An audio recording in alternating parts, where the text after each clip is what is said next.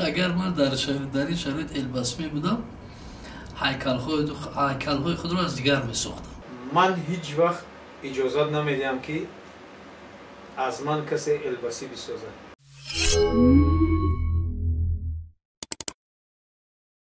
سلام دوستان قند.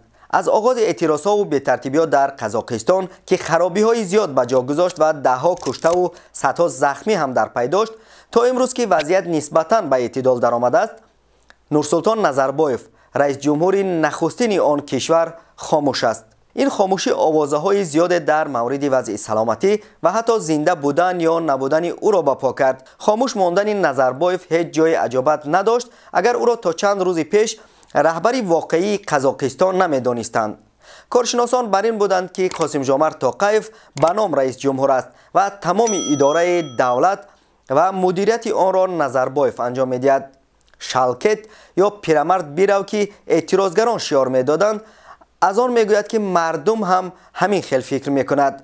بعد رسما از مقام پرزیدنتی رفتن نظربایف تأسیس شدن نهاد شورای امنیت که نظربایف میبایست آن را یک عمری رهبری کند، این ایده‌ها را بیشتر کرده بود. گذشته از این نظربایف بلندترین عنوان یلباسی یا پدر ملت را هم داشت. چرا چنین یک شخصیت در چنین روزهای برای کشورش خیلی مهم حرف نگفت؟ در رابطه ما از چند همکسبمان که موضوع قزاقستان را پیگیری میکنند پرسیدیم که اگر یلباسی میبودید چی میکردید؟ این نظرها را ببینید و شما هم نظر خود را بنویسید. شتایی که در فیلم میگن او با دیده موزیکش هوای دیده قوزکش وضعیت دیده کار میکردیم. اگر بجای نورسلطان نظربایف میبودم حرکت میکردم که تو این وضع به وجود نیاد. بعدی که وضع به وجود آمد دیگر پیام کردنش کردن بی‌فایده است. شتایی که گفتن که اولش که گناه نکنید، گناه کردی بخشش میپرسید، بخشش پرسیدن بدترین گناه است. اگر من در این شرایط الباسمی بودم هیکل‌های خود را از دیگر می‌ساختم. الباسی این یک عنوان افتخاری است. مثل که شما پدر دارید و میتونید یک نفر دیگر رو پدرخوان بخوانید. در اینجا دیگر نورسلطان نظربایف یگان مهمیت اهمیت ندارد. در یک ساعت دو ساعت یک مملکت خسته یک خود را ویران نمیکند و در اینجا الباسی نظربایف اینها بهانه بودند. ببینید هیکل الباسی را چپه کردند، درست است. قصر پرزیدنت چی گناه دارد؟ بینای حکومت محلی چی گناه دارد؟ ملیسه خانه و کمیته امنیت چی علت دارد که اونها را چپه میکنند، اونها را میسوزانند؟ دکانهای شهروندان عادی چی علت دارد؟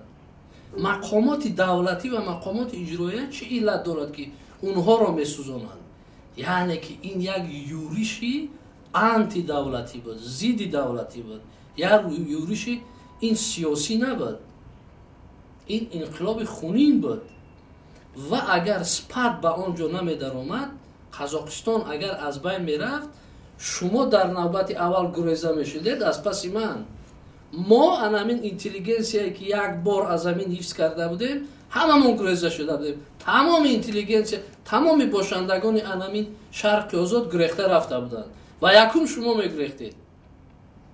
شما هیچ وقت گوش کنید بچه جونو، هیچ وقت با پسیخولوژی طلبه با اکستریمیسم مصالحه نکنید. اگر من الباسی میشدم از مردم با خاطر این قدر خوب قتل هایی که در قزاقستان شد عذر میپرسیدم. اگر من راهبر قزاقستان میشدم البته کوشش میکردم که اول پیش راه سر زدن همین گونه تظاهرات، همین گونه ناآرامی ها را بگیرم.